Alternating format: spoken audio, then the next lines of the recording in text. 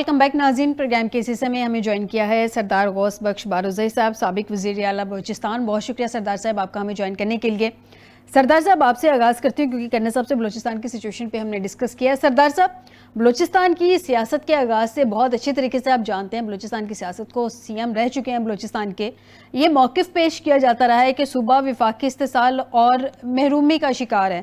سر, ابھی جو حقائق بتا رہے ہیں کہ صوبہ سالانہ تقریباً 124 ارب روپے کی اپنی آمدنی پیدا کرتا ہے, پھر اس کا مجموعی بجٹ 1 خرب روپے سے تجاوز بھی کر جاتا ہے, پھر صوبائی بجٹ کا بھی تقریباً جو جتنا حصہ صوبے کا بنتا ہے وہ اس کو منتقل کیا جاتا ہے. اس سب کے باوجود گورننس کی ناکامی کو وفاقی استحصال سے جوڑنا کیا آپ کے خیال میں مناسب ہے؟ نہیں, بالکل بھی. کہ دیکھیں, جب آپ خود ناکام ہوں تو کسی دوسروں کو بلیم کرنا بہت آسان ہے. جیسے کہ انگریزی میں کہتے ہیں کہ when at last you fail, blame someone. یہ تو ٹھیک ہے, ایسا نہیں ہوتا جی. تو مسئلہ یہ ہے کہ عوام کی خدمت جب نہیں کی گئی ٹائم اینڈ اگین, تو کسی نے سارے پاکستان میں یہی جو ہے نا اسٹائل چل رہا ہے گورننس کا. تو ہر ایک کا اپنا پھر اپنا اسٹائل ہے.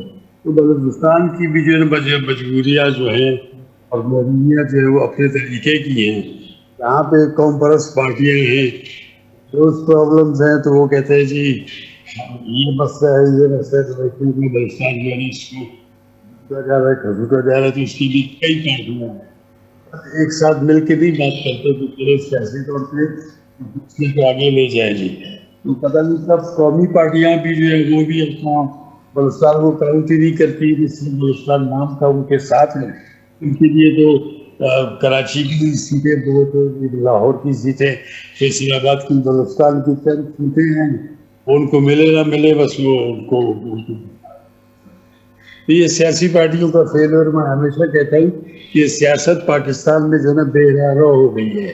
جس دن میں سیاست ٹھیک ہو گئی تو جو ہے نا کام بالکل برابر ہو گئی. یہ بے راہ روی جو ہے یہی مسئلہ ہے پاکستان کا, ایسی بے راہ روی جی.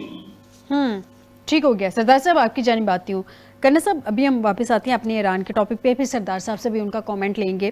جو ملک ابھی ایران کے اوپر اٹیک کر رہے ہیں, فیسیلیٹیٹ کر رہے ہیں, تو ایران نے تو اس کا ایک لیجٹمیٹ رائٹ ہے کہ وہ ان کے under article 2 of the UN charter and article 51 also to respond.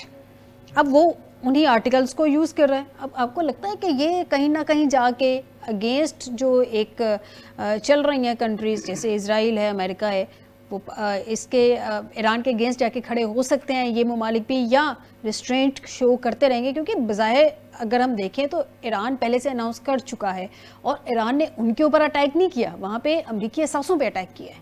جی میں عرض کرتا ہوں, آپ کو یاد دہانی کراؤں گا کہ MBS کی میٹنگ ہوئی تھی جی ایران میں سپیریئر کمانڈر سب سے, اور ان کی آپس میں انڈرسٹینڈنگ سعودیہ کی اور ایران کی ایگزسٹ کرتی تھی. بلکہ سعودیہ منع کرتا رہا ہے کہ آپ ٹرمپ کو بھی اور باقی سب کو بھی وار رکوانے کی پوری کوشش کرتے رہے. اور ابھی وہ پکڑا گیا بندہ جو کہ موساد کا ہے, جس نے قطر میں اور سعودیہ میں ریفائنری پہ اور دیگر جگہوں کے اوپر اٹیک کیا ہے, وہ گرفتار ہو گیا ہے. اور تو یہ تو گیم ساری باہر آ گئی ہے. یہی اسی گیم کا حصہ تھا کہ یہ آپس میں مسلمان ملکوں کو لڑوانا چاہ رہے تھے. یہ ایران نے تو ریٹیلیٹ کرنا ہی کرنا تھا, اس لیے کہ یہ تو سارے کے سارے ان خلیجی ممالک کے اڈے نہیں ہیں, وہ تو سارے امریکی اڈے ہیں. بالکل ایسے ہی, وہ امریکن رائٹس ہیں, امریکن قانون ہے, ادھر اتنی جگہ انہوں نے ان کو دی ہوئی ہے, ادھر انہوں نے پورا اپنا ملٹری بیس بنا کے ایران کو اٹیک کرنے کے لیے سارا انتظام کیا ہوا ہے. تو وہ کیوں نہ کرے, جدھر سے اس پہ حملہ ہوگا تو وہ واپس ادھر کیوں نہیں کرے گا اٹیک؟ اس کا حق بنتا ہے وہ کرے گا. کسی خلیجی ملک کو یہ حق نہیں بنتا کہ وہ شکوہ شکایت کرے. میں یہ سمجھتا ہوں جی آگے کا جو سین مجھے نظر آ رہا ہے, جس وقت ابھی ان کے ایران کے میزائل گر رہے ہیں یا ڈرون ادھر جا کے اٹیک کر رہے ہیں, آگ لگ رہی ہوتی ہے تو پیلیسز میں صورتحال غمزدہ ہوتی ہے, تو باہر لوگ نعرے مار رہے ہوتے ہیں ایران کے حق میں. آنکھیں کھولیں, دیکھیں عوام کیا چاہتی ہے, مسلمان کیا چاہتے ہیں. مسلمان کے بچے سارے اکٹھے ہو کے جنگ لڑنا چاہ رہے ہیں, सब जहाद में जाना चाह रहे हैं, वो कोई अमरीकियों का साथ नहीं देना चाहता, ना इसराइलियों का साथ देना अच्छा, आपके चाहता। ख्याल में मिसकैलकुलेट कर गया है अमेरिका? अमेरिका मिसकैलकुलेट कर गया। मैं तो समझता था कि उसके इंटेलिजेंस के लोग उसको help is on the way, come out and take over your country, जिस तरह की ये मैं स्टेटमेंट आज दी कर- जा रही है, ये मैं तो आज मौजूदा कर- हालात उसके बिल्कुल अगेंस्ट चले उसके गए हैं। पास, अमेरिका के पास तो अपने मिसाइल्स के वसाइल नहीं है, टोटल 4000 है, जबकि ईरान के पास तो लाख से ऊपर है। इसने क्या लड़ना है लॉन्ग वार? ईरान तो बिल्कुल स्ट्रेटजी के मुताबिक, मिलिट्री स्ट्रेटजी के मुताबिक आज तक ईरान कामयाब जा रहा है। और ये आप ये सारे फैक्ट फिगर अभी वेस्ट से पूरी कंप्लीट सूरत हाल नहीं आ रही, आपको तेल अवीव से भी, इसराइल से भी सूरत हाल पूरी मीडिया पे नहीं आ रही। जब चीज़ें बाहर आएंगी तो आपको पता चलेगा कि इनका कितना नुकसान हो चुका है। जी। और उधर हालत ये है कि जितने अगर 100 200 जाके फाइटर भी मारते हैं उनको, एक दिन में हज़ारों स्ट्राइक्स भी करते हैं, उधर कितना भी नुकसान हो जाए वो फिर बाद नारे तकबीर करके बाहर खड़े होते हैं सारे। बिल्कुल बिल्कुल ऐसे उनके ही है। जज्बे को उसके जज्बे जिहाद को नहीं रोका जा सकता। यूनाइटेड कर दिया, मजीद यूनाइटेड और कर दिया इन्होंने। इंशाल्लाह ताला आपको हर दिन नजर आएगा कि ईरान बेहतर परफॉर्मेंस दे रहा है। इंशाल्लाह जी। सरदार साहब से जानते हैं, सरदार साहब, ईरान के खिलाफ जंग असल में आप क्या समझे अभी तक की जो इजराइल की, अमेरिका की स्ट्रेटेजी है, असल में रजीम चेंज करवाना उनका मकसद था, अवामी इनकलाब लाना उनका मकसद था, जोहरी प्रोग्राम की तबाही थी, मिसाइल निज़ाम को बेअसर करना था, या फिर ईरानी असर व रसूख जो है उसका खात्मा करना था? बार बार ये जो ट्रम्प जो है उनका बदलता गोल पोस्ट, क्या ये आपके ख्याल में एक जंगी स्ट्रेटजी हो सकती है, या फिर वो बेयकीनी और कन्फ्यूजन की सूरत हाल की इस पीक पे हैं कि जो मौजूदा हालात हैं वो उनके लिए अनएक्सपेक्टेड हैं? वो शायद एक्सपेक्ट नहीं कर रहे थे कि ईरान की कौम इतनी मुत्तहिद हो जाएगी और वो बौखला गए हैं। वो असल में मैं आपसे अर्ज करूं कि अमेरिका तो वैसे तो बदमस्त हाथी है, वो पावरफुल अपने आप को बहुत समझता है, इकोनॉमी बहुत मजबूत है अपने हिसाब से उनकी, और उसके बाद फिर उनके पास गैजेट्स भी बहुत ज्यादा हैं, तो वो समझते हैं कि वो जमीन के ऊपर वो क्या कहते हैं सबसे ताकतवर और वली खुदा बन बैठे हैं।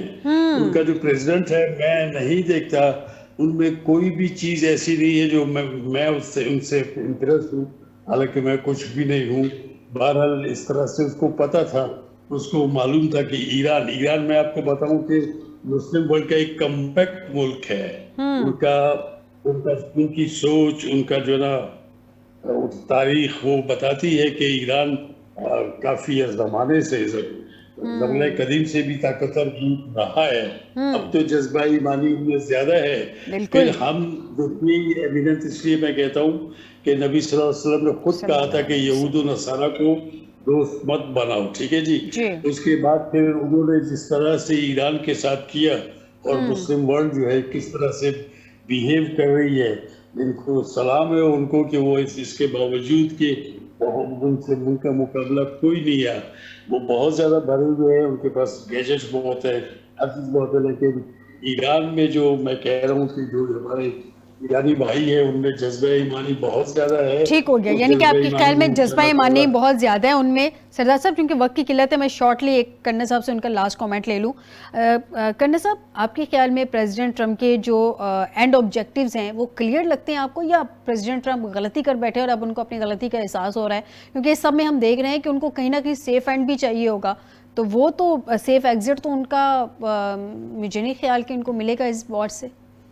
देखिए जी, उनका अपना मिनिस्ट्री ऑफ डिफेंस का एडवाइजर कर्नल डॉगलस, मैं कल उनका कंप्लीट इंटरव्यू सुन रहा था। ठीक है। खुल्लम खुल्ला और वेल अकम्पलिश्ड पढ़ा लिखा स्कॉलर है वो, ठीक है, जिसको दुनिया की तमाम बेसिस और हर चीज के मुतालिक इल्म था। क्लियरली उसने कहा था कि ये ट्रैप हो गया है, ट्रैप हो गया, नेतन्याहू ने ट्रैप किया है, और अमेरिका इस वार में कुछ गेन नहीं करेगा, लूज करेगा। और वही बात जो मैं 3 महीने पहले कह रहा था कि अमेरिका बच जाए तो उसकी किस्मत बेहतर, और मैं कह रहा था कि F-35 आएगा तो वापस नहीं जाएगा। बिल्कुल, और हम ये डिस्कस भी करते रहे ये कुछ दिन पहले कि अमेरिका को डायरेक्ट ईरान के साथ कॉन्फ्लिक्ट में नहीं आना चाहिए, वॉर में नहीं आना चाहिए। बहुत शुक्रिया कर्नल रिटायर्ड सैफ कुरैशी साहब आपका स्टूडियो में ज्वाइन करने के लिए, सरदार गौस बख्श बारोज़ाई साहब साबिक वज़ीर आला बलोचिस्तान प्रोग्राम में ज्वाइन करने के लिए। नाज़रीन, आज के प्रोग्राम से दीजिएगा इजाज़त, बशर्ते ज़िंदगी आपसे दोबारा मुलाकात होगी। अपना ख्याल रखिएगा, अल्लाह हाफ़िज़।